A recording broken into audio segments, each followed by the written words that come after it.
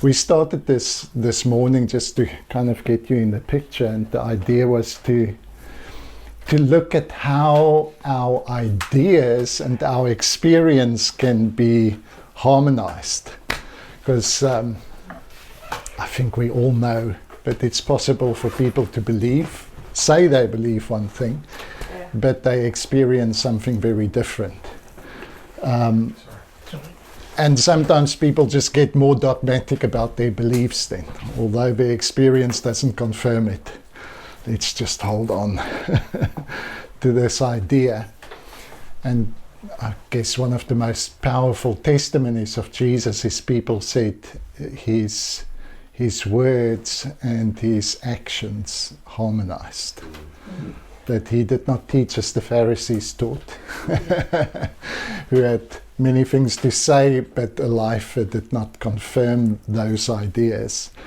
The thing that was different about Christ was his, the confirmation. Oh, there is a window open. Great. No, I'm warm, Sure, so that's I'll great. leave this open, actually, Okay. to So I want to take that further this afternoon, and we're going to delve into the depth of what I mean by experience, like we said.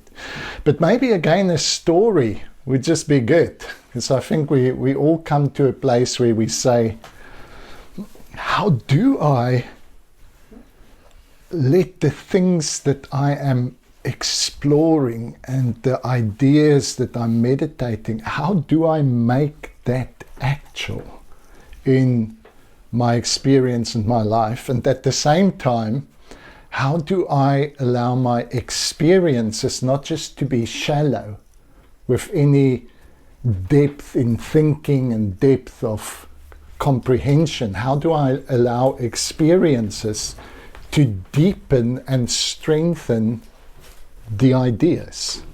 So you get what I'm saying. When one of them's out of balance, so you get people who are very highly developed conceptually, abstractly, and without confirmation in experience, it becomes very dead.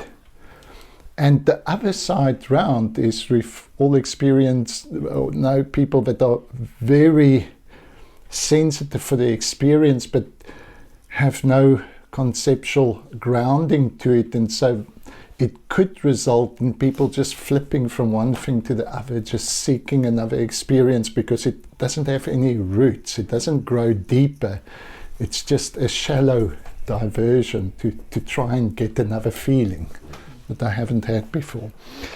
So I think ideally, if I have to have a word, I think I would use the word depth. I think we want our experience to grow in depth, and we want our understanding to grow in depth.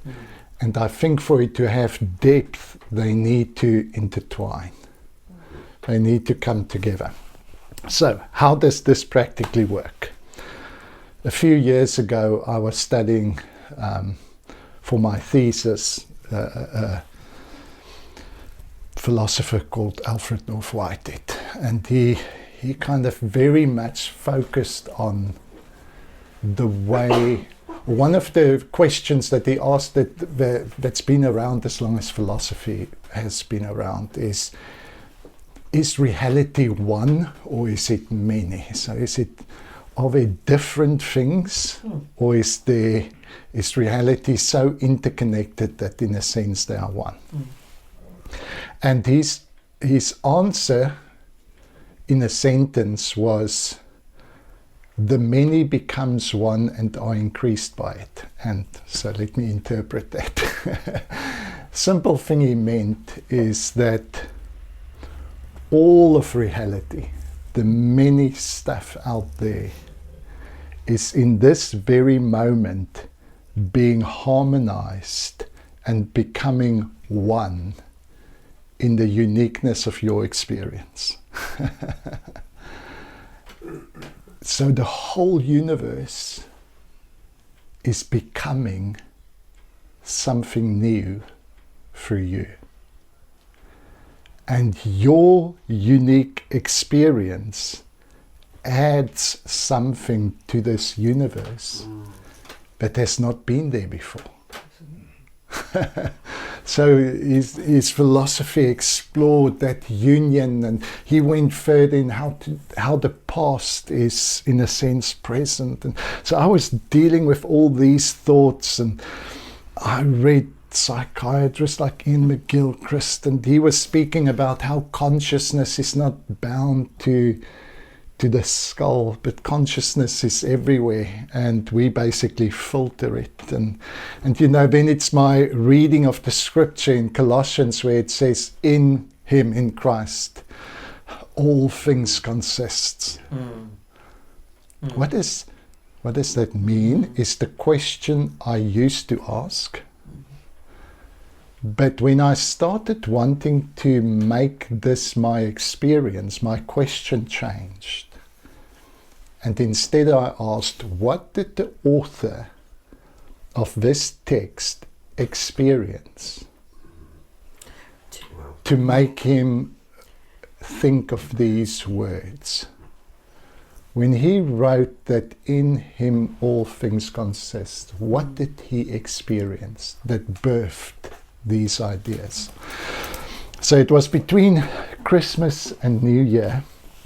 A friend of mine often invites me to go on a long 2-day hike in a big national park. And their national parks in that part of our country aren't they wild. They're not as beautifully kept and tame here. It's like we can walk for a few days and we'd probably be in an area where there hasn't been humans for thousands of years or something. It's like vast, and then we find a place and we sleep over, and the next day we walk out. So we packed up our tents and sleeping bags and food, started on the trek. And for the first hour or so there was a little path, because people get into it but they go back the same day. But after that it's wilderness. Beautiful hike. So I said there's the fynbos has got something like 6,000 species of flowers, so it's beautiful experience. And we find, and it's December, which for us is summer. So it's hot, and you find this pool, swim, and you just feel, okay, now I can go for an extra few hours. So the first day, I think we walked for about 8-9 hours. And the last 3 hours is straight up this mountain. So every step is like a meter up, it's hard going, especially with a heavy pack. So get to the top, tired, found a place where there's flowing water. You just drink it in the mountain there because there's no people around or whatever. It's fresh. And made our food. You're hungry after a day like that. And then all the way on this hike, I was meditating on how do these ideas of oneness, how does this idea of Christ not just being present, but somehow holding all things together. It's like the very existence of this flower, the very existence of this mountain is dependent on Christ, holding it together. And so my question was, what did he experience? Not just, what does this mean? Which is kind of the Western question we are taught to ask. Whenever you study, what does it mean? Go get the original, and there's value to it, but it's out of balance. It's the only question we ask. So who's the audience and who's the author, and try and figure out what did he mean. So the sun was setting, and as the sun went down over the mountains, there was no moon, and the heavens just came alive. I mean, this is far removed from any town or city. There's no light to compete. The heavens came alive. And it was such a beautiful evening. I didn't even put up my tent. I just took out my sleeping bag, put it down there, crawling into it. And as I looked up at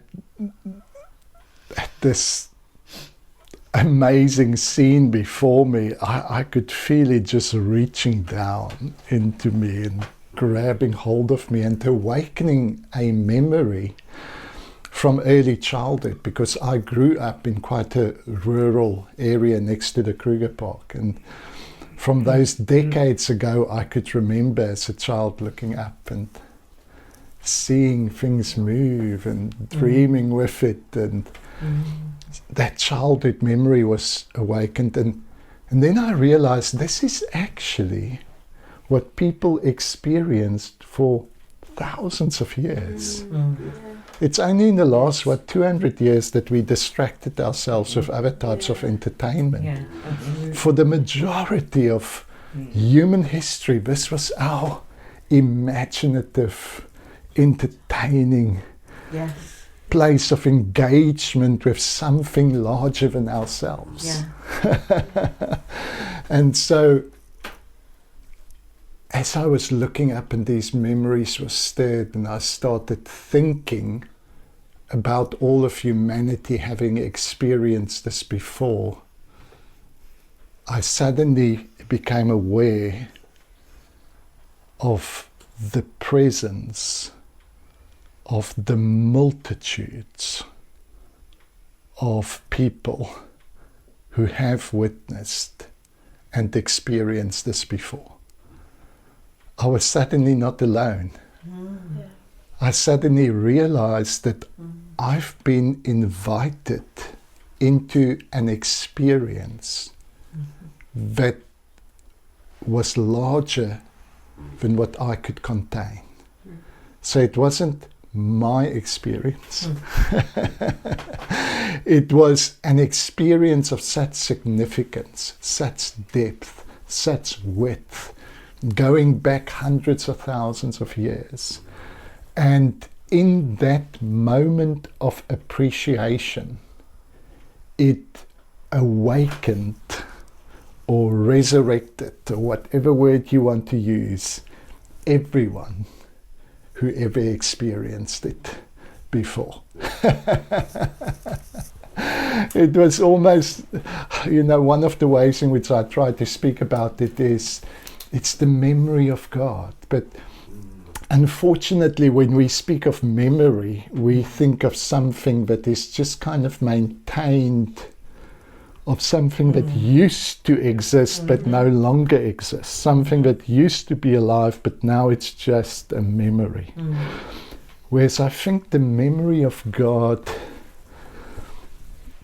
is in an environment in which everything that has ever been of value still lives. It's still alive, it's still vibrant, still has its own subjectivity, its own, because me remembering my dad who was alive is not the same as this memory in which my dad still has his own subjective freedom and existence. And it's that kind of divine memory into which I was invited.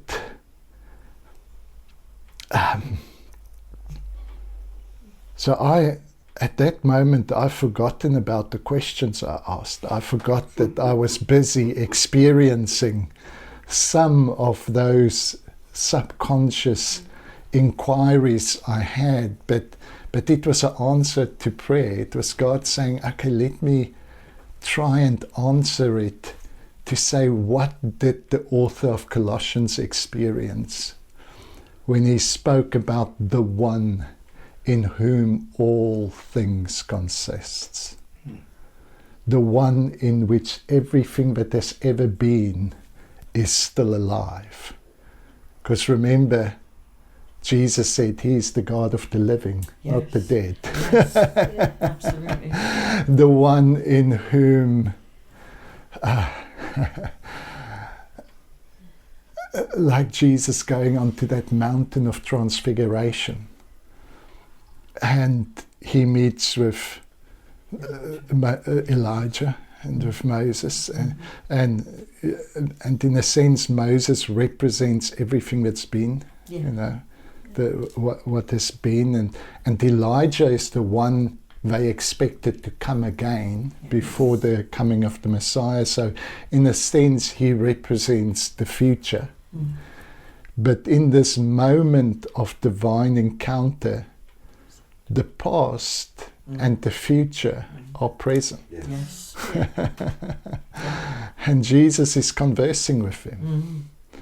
The past is not just the unchangeable, dead, static thing that no longer exists except in our memory, but there he is speaking to Moses. It still has something to offer. It still has counsel. It still has life.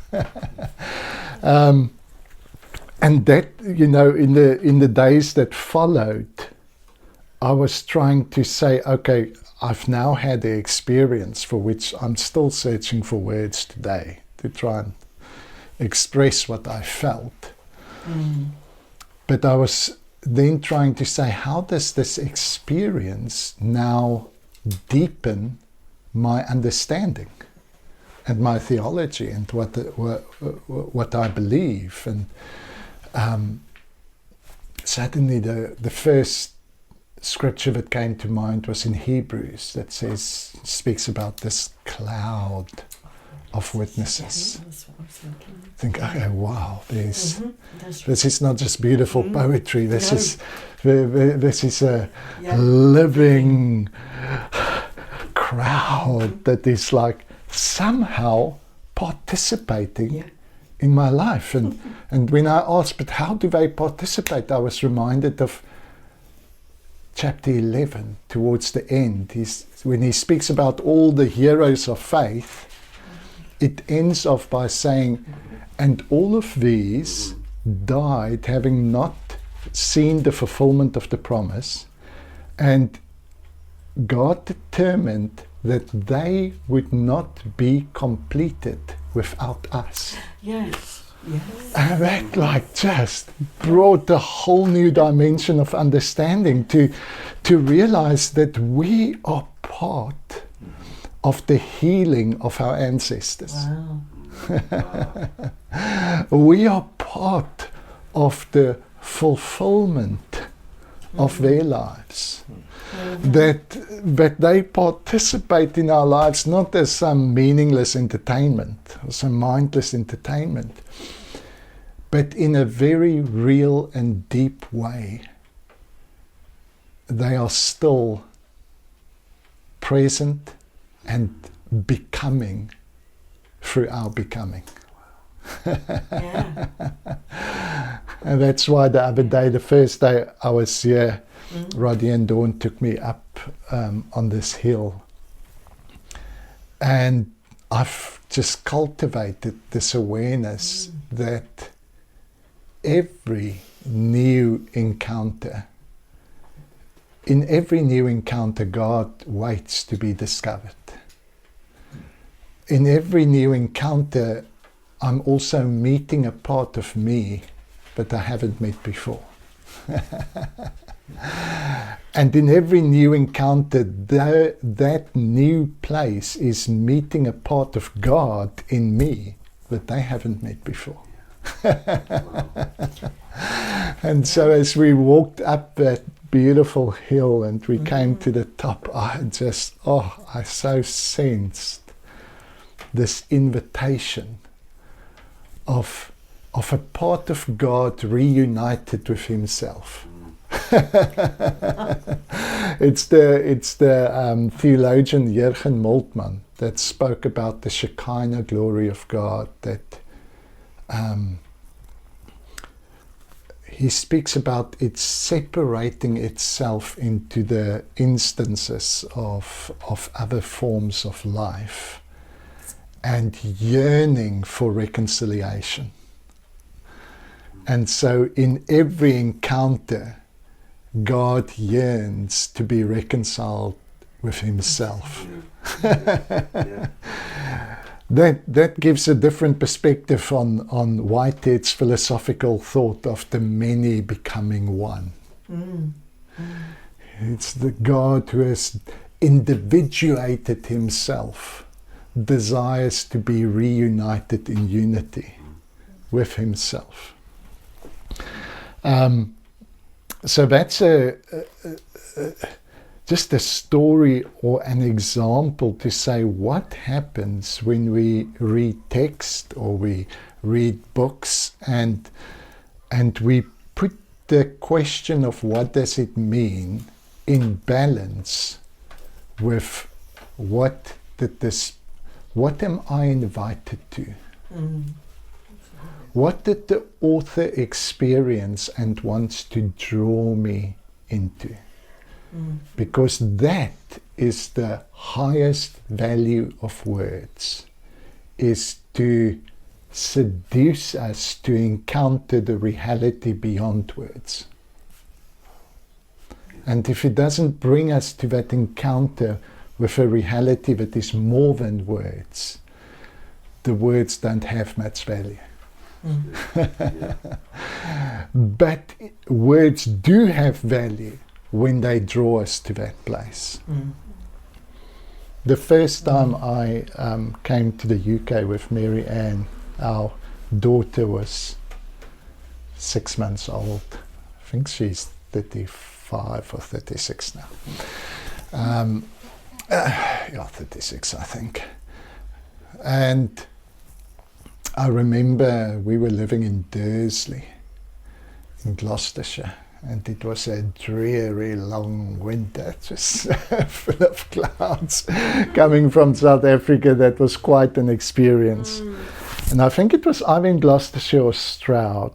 We were walking on the roads and I found this old second-hand bookshop, and they had an upstairs little room and they had a section on theology. I was very excited about that.